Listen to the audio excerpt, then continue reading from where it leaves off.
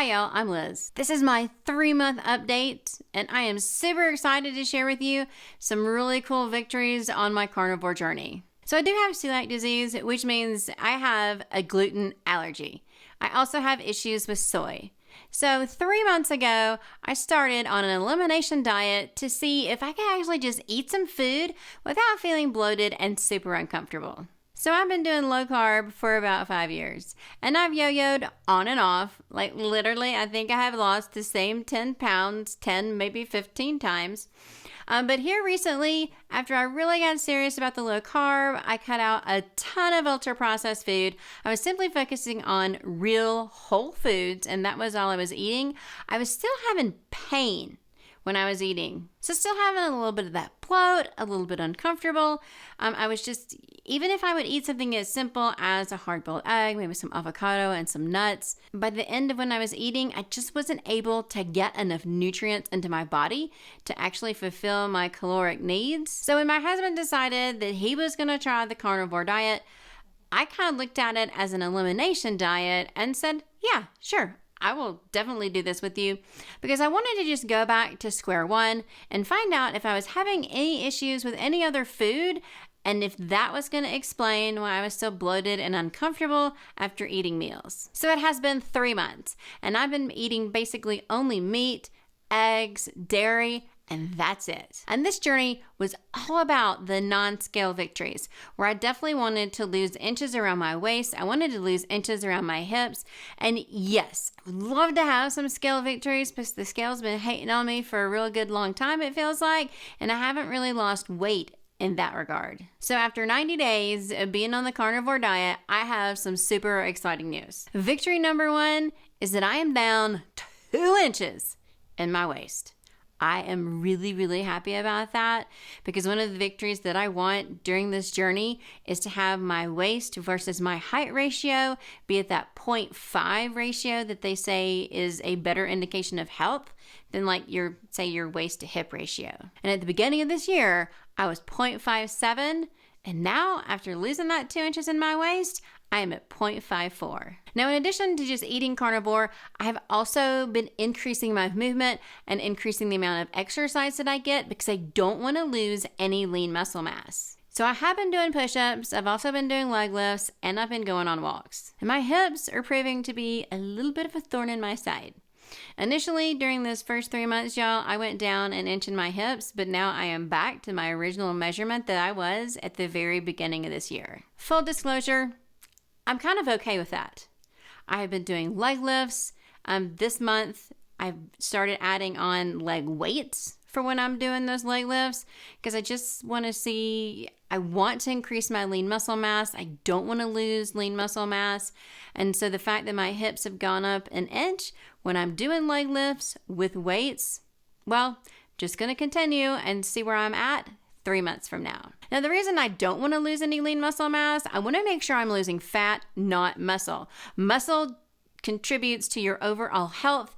It's an indicator of health. The more lean muscle mass you have, the more fat your body burns. And that's where I want to be, not just losing weight because I'm losing muscle. And having more lean muscle mass adds to your longevity of life. And I want my life to be as long and full of health as I can possibly make it.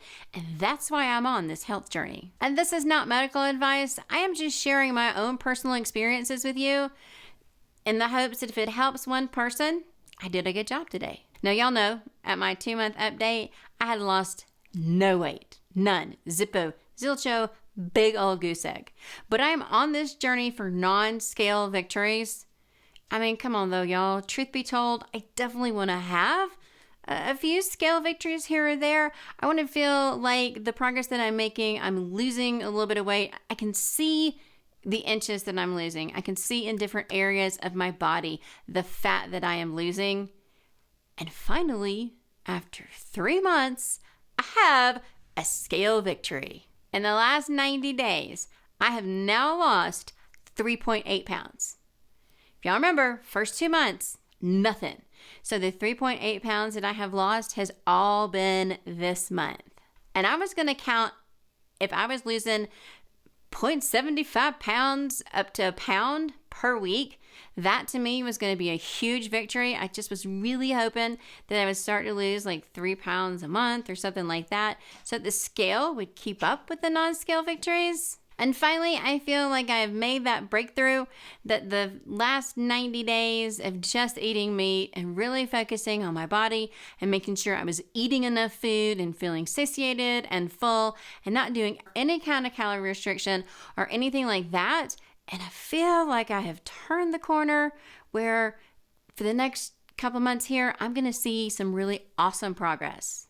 Biggest question is still from everybody I get is, are you going to continue eating the carnivore diet? And I'm going to say 90% yes. And before going carnivore, I was low carb. And yeah, I had some of the carb creep at the very end, and I'll just eat this, I'll just eat that.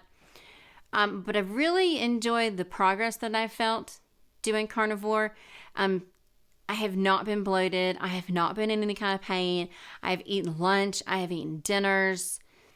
I have eaten 2,000 calories in one sitting. I have eaten 3,000 calories in a day, every day for a couple of weeks on end.